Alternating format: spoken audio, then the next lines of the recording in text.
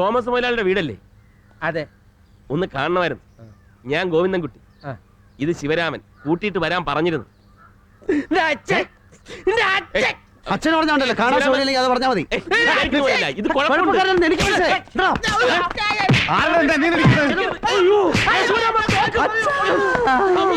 വെടിവെക്കരുത് മുതലാളി, അബദ്ധം പറ്റിയാണ്. ഇവനെന്റെ അച്ഛനെ പറഞ്ഞു, തന്തയ്ക്ക് പറഞ്ഞു ഞാൻ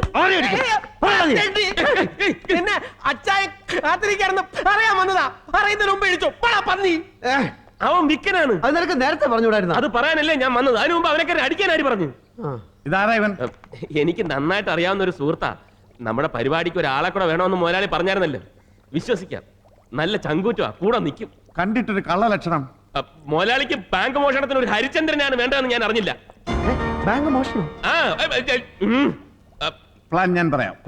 ഇത് എലീന, എന്റെ കാമുകിയെന്നോ ഗേൾഫ്രണ്ട് എന്നോ കൂട്ടുകാരിയെന്നോ എന്ത് വേണമെങ്കിലും പറയാം. ഇവൻ ഞാൻ ഡ്യൂട്ടി. ഡ്യൂട്ടിയാ? ഡ്യൂട്ടി തോമാച്ചിന്റെ ബ്രദർ. അപ്പൊ ഞങ്ങളുടെ കാശിന്റെ കാര്യം? അതെല്ലാം നേരത്തെ പറഞ്ഞതുപോലെ തന്നെ നടക്കും. പിന്നൊരു പ്രധാന കാര്യം ശ്രദ്ധിക്കണം. ഓപ്പറേഷൻ സമയത്ത് ആരും ആരുടെയും പേര് വിളിക്കാൻ പാടില്ല. നമ്മൾ ആരൊക്കെയാണെന്ന് ഒരു തെളിവും പോലീസിന് കിട്ടരുത്. നിനക്ക് അറിഞ്ഞുകൂടാത്തോണ്ടാ. നമ്മുടെ നാട്ടിൽ ഒരു കോഴിയെ മോഷ്ടിക്കുന്ന പോലെയുള്ളൂ ബോംബെയിൽ ബാങ്ക് മോഷ്ടിക്കുന്നത്. കോഴിയായാലും ബാങ്ക് ആയാലും മോഷണം തന്നെ. അകത്തായാലും 3 നേരം ഗോതമ്പുണ്ടെങ്കിലും കിട്ടും. ഒരു ബാങ്ക് മോഷണം എന്നൊക്കെ പറഞ്ഞാൽ നീ എന്താ വിചാരിച്ചിരിക്കുന്നത്? എത്ര തലമുറ കഴിഞ്ഞാലും അതിന്റെ ഒരു വെയിറ്റ്. എന്തായാലും ഞാനില്ല, വേറെ വല്ല രീതിയിലും. വേറെ നിന്റെ അച്ഛൻ കൊണ്ടുവച്ചു. തന്തയ്ക്ക് പറഞ്ഞോണ്ടല്ല മൂക്കരിച്ചിരിക്കും ഞാൻ. നീ ഒരു കാര്യം ചെയ്യ്, പൊയ്ക്കോ. ഞാൻ മോഷണം കഴിഞ്ഞ് വന്നിട്ട് നിന്റെ കയ്യിൽ നിന്ന് അടിച്ചോണ്ട് പോയ പെൻഷൻ കാശ് പലിശ സഹിതം തിരിച്ചു തന്നേക്കാം.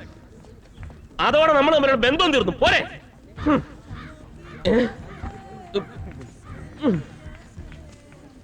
പിന്നൊന്ന്, ഇവിടെ തെണ്ടി ജീവിക്കാന്നൊന്നും വിചാരിക്കണ്ട.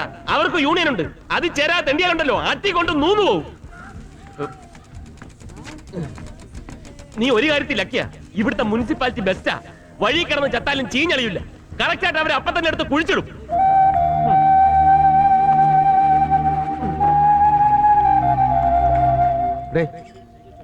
എന്താ?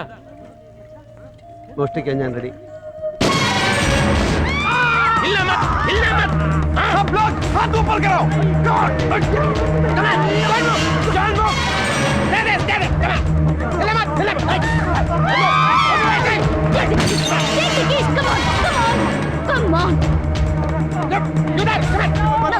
ഒരുത്തനും മലയാളം പറയരുത്.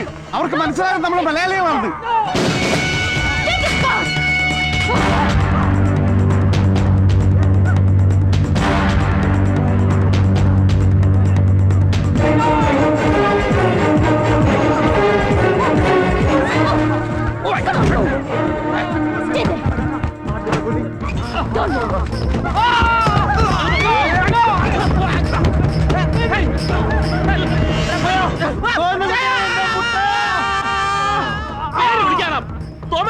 ഇവരെന്റെ പേര് വിളിക്കുന്നു.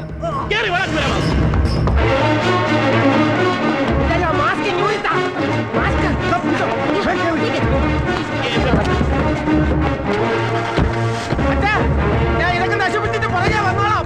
സാധനങ്ങൾ തന്നു. ജീവിതത്തിൽ ഒരിക്കലും ബ്രാൻഡി കുടിക്കരുത് കേട്ടോ മോനെ.